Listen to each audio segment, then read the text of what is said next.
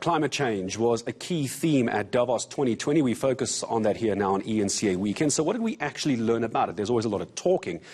Is it soon to be an apocalypse, or is there a bright green future somewhere in the midst? Some scientists saying the main reason we need to tackle urgently the issue of climate change is because we're close to several tipping points, which we're going to unpack in a moment, which could accelerate warming even more, global warming even more. Professor Tracy Linfield, an expert on this.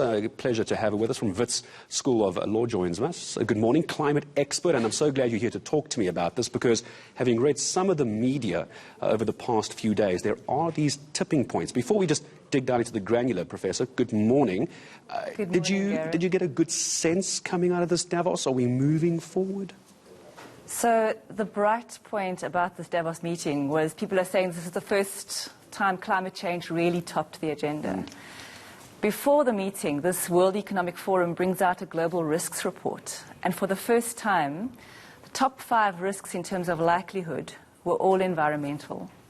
So extreme weather, which we've just seen, the news reports in Gauteng flooding, climate change action failure, natural disasters, biodiversity loss, and human-induced environmental disasters. So those top 5 risks, for the first time, all green in their report. I thought very interesting from Antonio Guterres, of course, the UN Secretary General.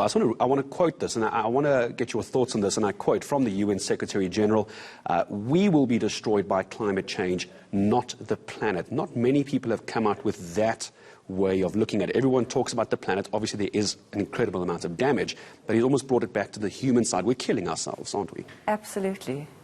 You know, if you look at the history of evolution, and we have this wonderful resource out in Gauteng which shows the cradle of humankind, right? So humans are really at the last minutes of midnight in terms of the history of evolution of the Earth.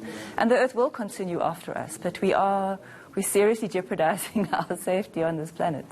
Where do we even begin to try and get on top of this? I was reading about fossil fuels before you joined me on the show and trying to get big business, you know, the big producers of carbon emissions, trying to get them under control. Is that just a highway to our hiding, or do you think there's some solution that we can get big business and the big producers to try and scale down, or is this a lost cause, do you think, for them? No, I think it's actually an interesting new way to approach the problem.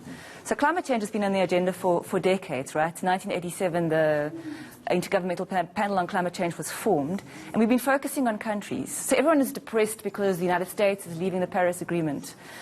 But recently they brought out a report, the Carbon Majors Reports. So it's something produced by Climate Accountability Institute that tracks the companies that have produced the greenhouse gas emissions over the last few decades. And they found that 71% of greenhouse gas emissions since the late 1980s can be attributed to just 100 companies. So if we start focusing on these companies and looking at what they're investing in, because you know, I think it's a lost cause to really belabor liability because it's done. Yep. But we need to be looking at what these companies are investing in.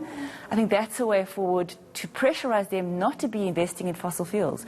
Because the sad truth is that since the 1980s, fossil fuel investment has gone through the roof.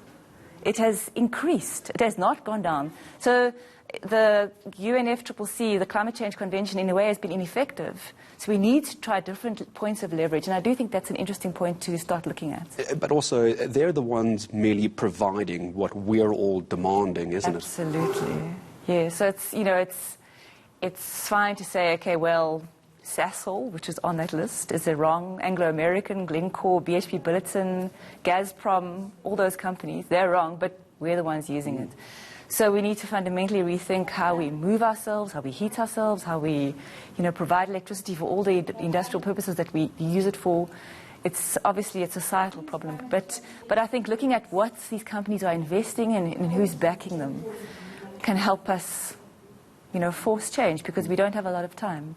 In your opinion, this Greta Thunberg that's appeared on the scene in the last year or so, she's taken the world of climate change by storm. Depending on which American news articles and European news articles you want to read, some are saying she's doing a hell of a job by bringing climate change not only to the youth, but seemingly going face to face with the world's leading politicians. Others are saying that she's making it a bit of a joke, that it's difficult to take her seriously. Where do you fall on this? Is she doing the right thing, or is she perhaps making it a bit more laughable? So personally, I don't think it's laughable. I think that it's fantastic that a young person is on that kind of stage, but I do think it's a distraction, and particularly the kind of face-off with President Trump. So, we get distracted by that. Instead, we should be focusing on the real substantive issues like company accounting standards for climate change risk, and GDP as a measure of societal well-being. So everyone has a role to play, but I personally think it's a bit of a distraction, so I don't pay too much attention to it. And our micro role, let's bring back to South Africa now. Of course, we are obviously very involved in Davos and the World Economic Forum as an economy. From a South African perspective, how bad are we at climate change? Okay, we're pretty bad. So the G20, of which South Africa is part, is responsible for 78% of the world's emissions. So let's just start there. From 1990 to 2015, our greenhouse gas emissions increased by 57%. So now they're around 530 megatons per annum. We have said that we're going to decrease that. We're going to go up to about 614 megatons, and then we're going to decline, peak plateau and decline. That's the government policy. So in terms of our contribution, quantitatively is not great, but per capita, 9.6 megatons per person, it's very high. We need to be doing more, but we are committed to the process. We're party to the Paris Agreement. And the good news is that if we fix our energy system, we fix Eskom and we fix... I'm so glad you said Eskom, because I wanted to lead you into Eskom.